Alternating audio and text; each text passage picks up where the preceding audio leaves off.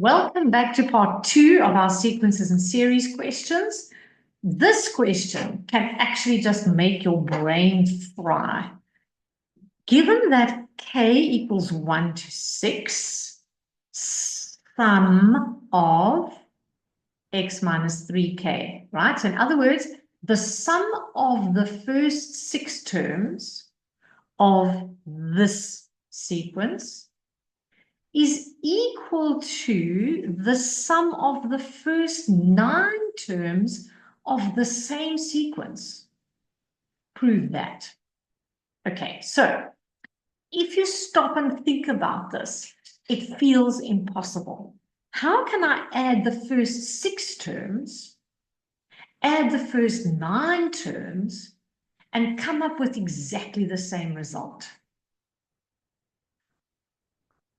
If you really stop and think about it, you've got this T1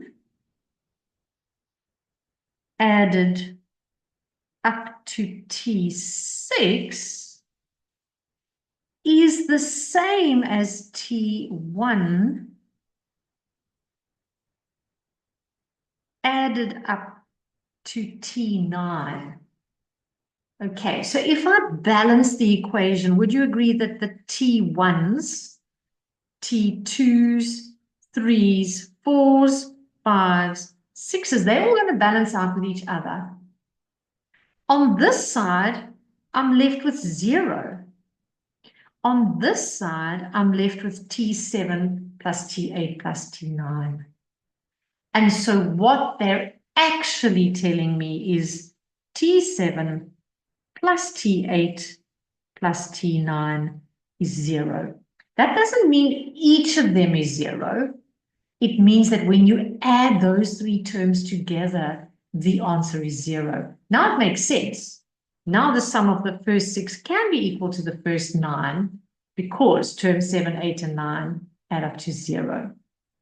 Okay, so let's try and turn that into something a little bit sensible. X minus 3k represents each term, so term 7 must be x minus 3 times 7. Term 8 must be x minus 3 times 8. And term 9, the same thing, and that adds up to 0.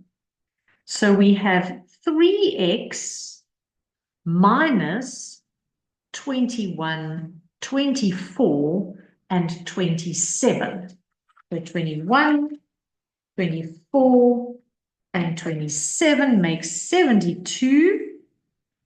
And so now we know that 3x is equal to 72, which means that x is 24. We probably could have seen that from there. All right, once we know that x is equal to 24, then it shouldn't be so difficult to prove that the sum of the first 15 terms is equal to 0. There's quite a lot of zeros going on there. Okay, so what have I got? I've got term 1 is x minus 3. I've got term 2 is x minus 6. Therefore, D has to be negative 3. Okay, I'm assuming that this is an arithmetic sequence, but let's check. Term 3 would be x minus 9. Yes, we are indeed subtracting 3 each time or adding negative 3. Okay, so we've got A, we've got D. We know now, in fact, that x is 24. So that, in fact, makes this all easier. So N is 15. A is 21. And off we go. So S15 arithmetic is 15 over 2, 2a plus 15 minus 1 times d. Hopefully, when we add this all up, it's going to end up being 0 because that's what we're supposed to prove. So that's 42. This is 14 times negative 3, which is minus 42. And so the sum of 15 terms is indeed 0. All right, so that one was just this mind-boggling concept, which actually ended up being quite a nice question to work on. Right, let's have a look at question 6. Determine the maximum value of the following number pattern. All right, what kind of number pattern has a maximum value? Okay, it can't be an arithmetic sequence. It can't be a geometric sequence. They don't have a maximum value. They keep going till infinity. So it's got to be a quadratic sequence. So if we turn this into our pattern for quadratic sequence, you see they're just trying to scare you by putting fractions in. So we've got to find out what is term 2 minus term 1. And then what is term 3 minus term 2? So just remember that minus 7 is actually minus 35 over 5. And then lastly, let's do this difference as well. And that's going to be minus 35 over 5. So it's minus 21 plus 35, which is going to give us 14 over 5. Right, can you see? 22, 18, 14. We're not feeling scared anymore. That's minus 4/5. That's minus 4/5. And we can say this is 2a, this is 3a plus b, and this is a plus b plus c. All right, so the only scary thing is the fractions. The rest of it is a quadratic sequence, as we've always done them. So a is definitely minus 2/5. 3a plus b is 22 over 5. So what have I got then? Minus 6 becomes plus 6. So b must be 28 over 5. And then a plus b plus c is negative 15. So that's going to give me 26 over 5. That would be, 75 over 5, I think. And so when I work this all out, I should get C is minus 101 over 5. That looks horrible. So Tn is minus 2 over 5n squared plus 28 over 5n minus 101 over 5. In an exam, you're going to think that you've made a mistake if you get things like this. Okay, so please remember that it becomes a higher level question when they include fractions. They want you to rely on your knowledge and not guessing. If you guess, then the numbers are easy. If you have to use your knowledge, the numbers are going to be more difficult.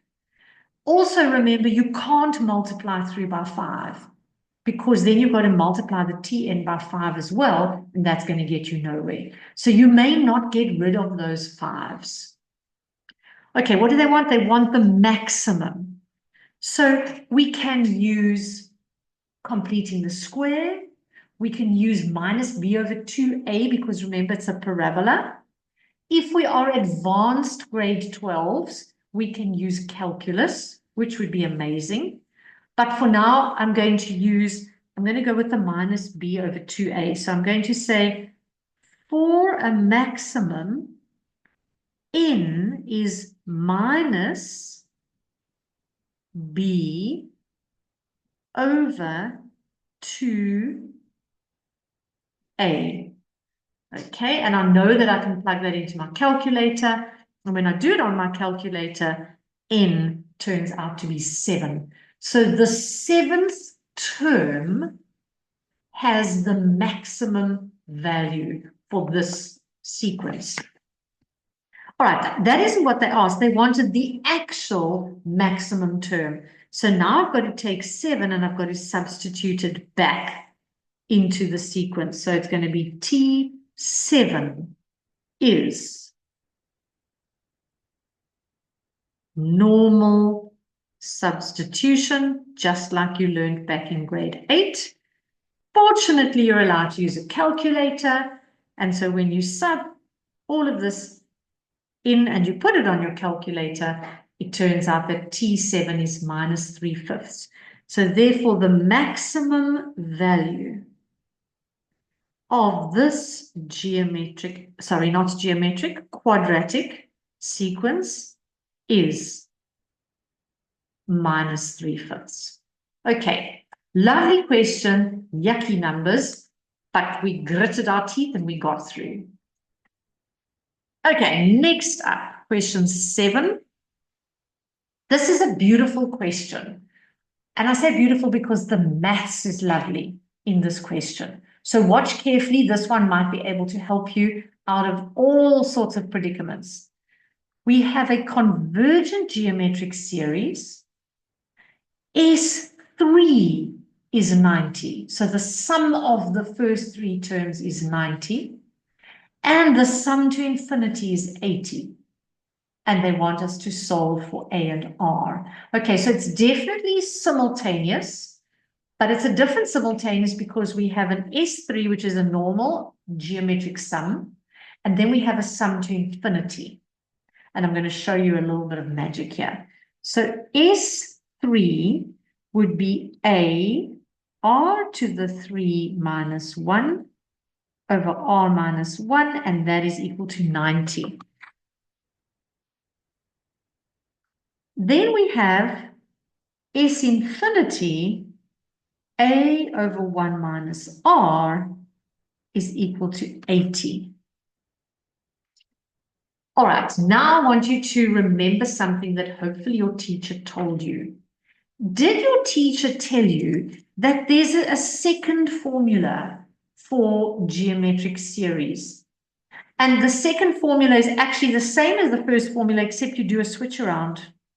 And because you do a switch around at the top, you do a switch around at the bottom so that you don't lose or you don't have to include the minus.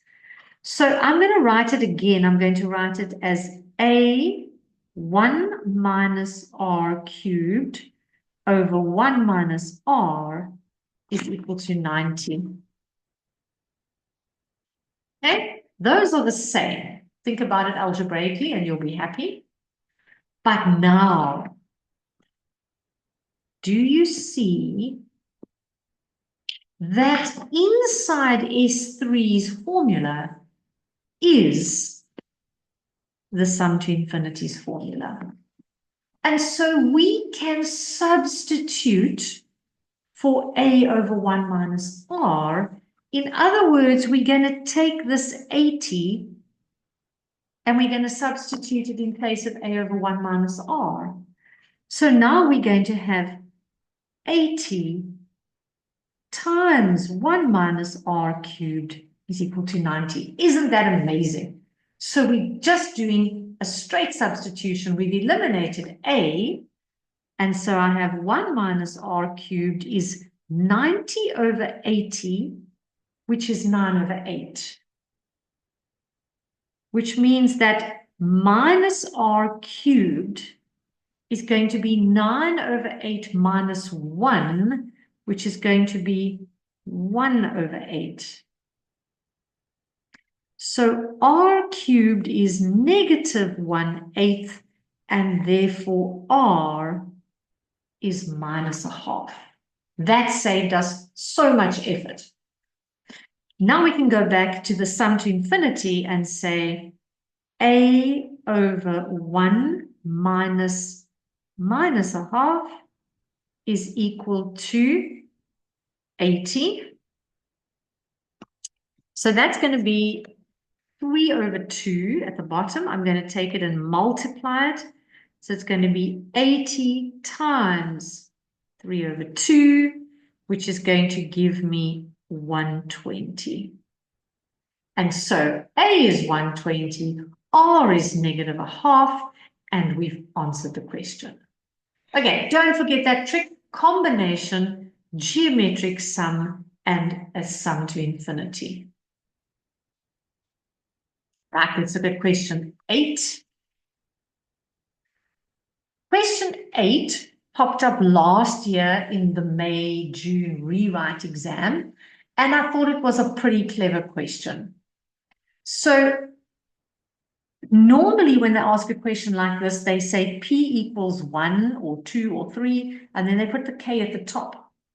Now they've gone and turned it around and they've started with the unknown. They've said your first term is when P equals K.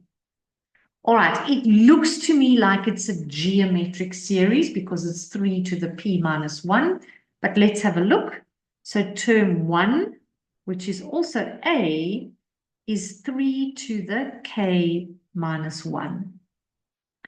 Term 2, 3 to the K plus 1 minus 1. How do I know that? Because we go up in ones when we're counting terms. So this ends up being just 3 to the K.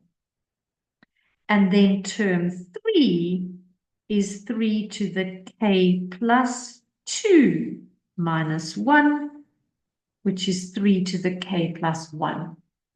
Okay, so now I can see that the first one is 3 to the K times 3 to the minus 1. The second one is 3 to the K, and the third one is 3 to the K times 3 to the 1. So I'm definitely multiplying by 3 each time. So it's geometric. We've got A. R is 3. N is top minus bottom plus 1. So N is 11 minus K. They've told us that the sum is 29,520. So we're doing a geometric sum. S N is A R to the N minus 1 over R minus 1. And so we're going to substitute. A is 3 to the K minus 1. R is 3. N is 11 minus K. A little bit scary. And at the bottom, 3 minus 1. And we know that the sum is 29,520. Okay, this is 2. So I'm going to take this 2 from the bottom. I'm going to multiply it on this side. And it's going to give me 59,040. And then I'm going to do some very, very careful multiplication here. Do you remember when you multiply powers, you add the exponents?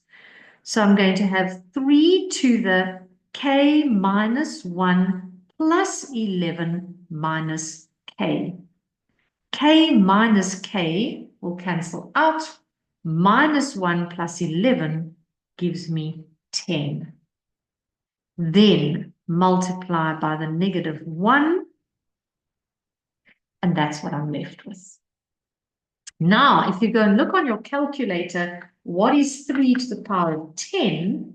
Very conveniently,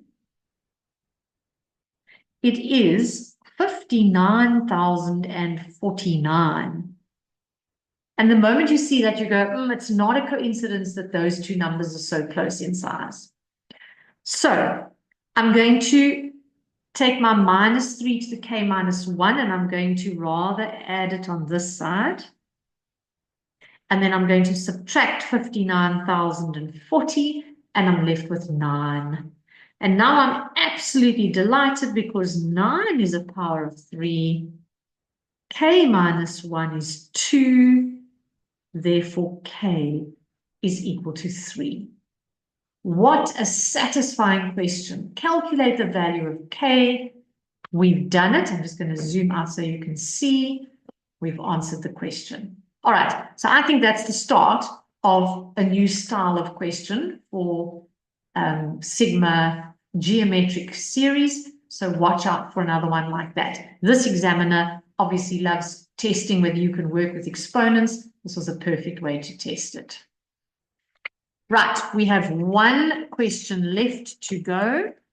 It's from way back, but I thought I need to include one of this style of questions for you. If you look at this given sequence, can you see it's definitely not arithmetic? It's definitely not geometric. If you were to try and make it quadratic, you would very quickly see that can't work either because it's the same up, down, up, down.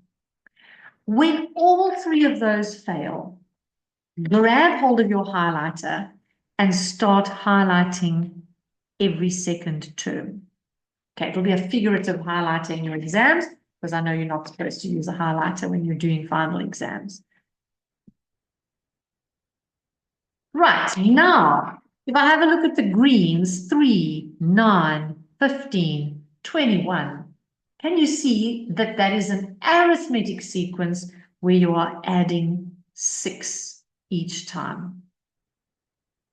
And then if you look at the blues, 3, 6, 12, 24, and you see that you're doubling each time, so you're multiplying by 2.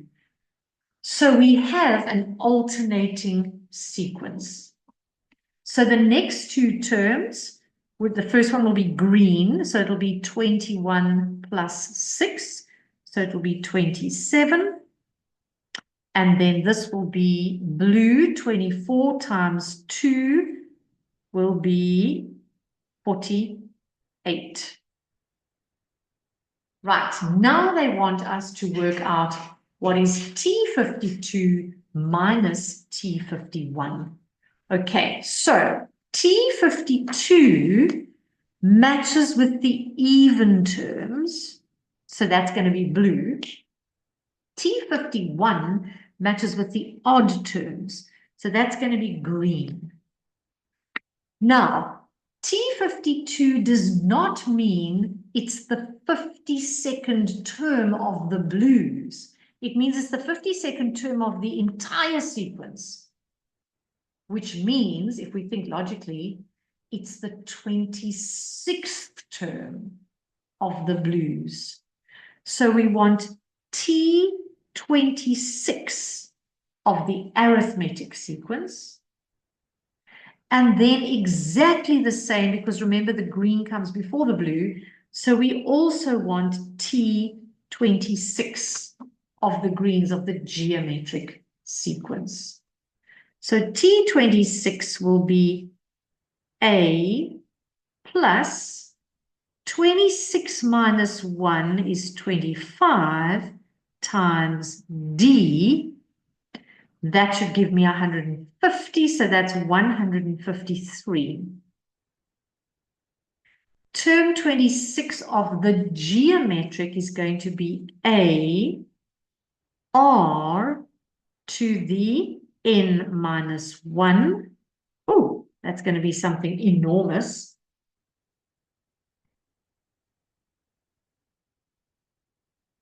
Okay, it is enormous. 6. And now they want us to take blue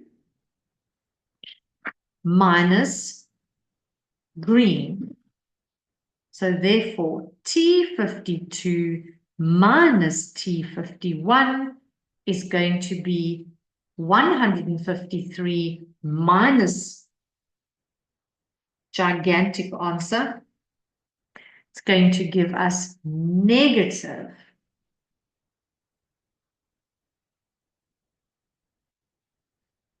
143. So there's our hundreds, there's our 100,000s, our millions. Okay, so it's something like negative a billion. All right, that makes sense. Okay, now the last question says, prove that all the terms of this infinite sequence will be divisible by 3. Okay, so if we look at the Tn formula for arithmetic, it's going to be 3 plus n minus 1 times d, which is also 3. So can you see, let's just take it a bit further. That's probably better. And so the answer is 3n. Can you see that's a multiple of 3? So that's not a problem. It's definitely divisible by 3. If we look at the geometric Tn, it's going to be 3 times 2 to the n minus 1. We can definitely say that is a multiple of 3.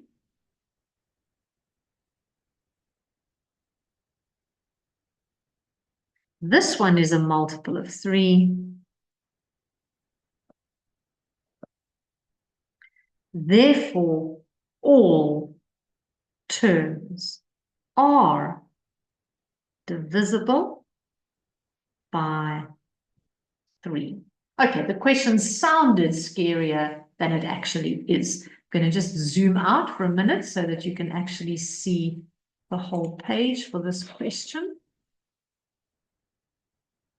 So there was our sequence, and there was our proof that all terms will be divisible by 3.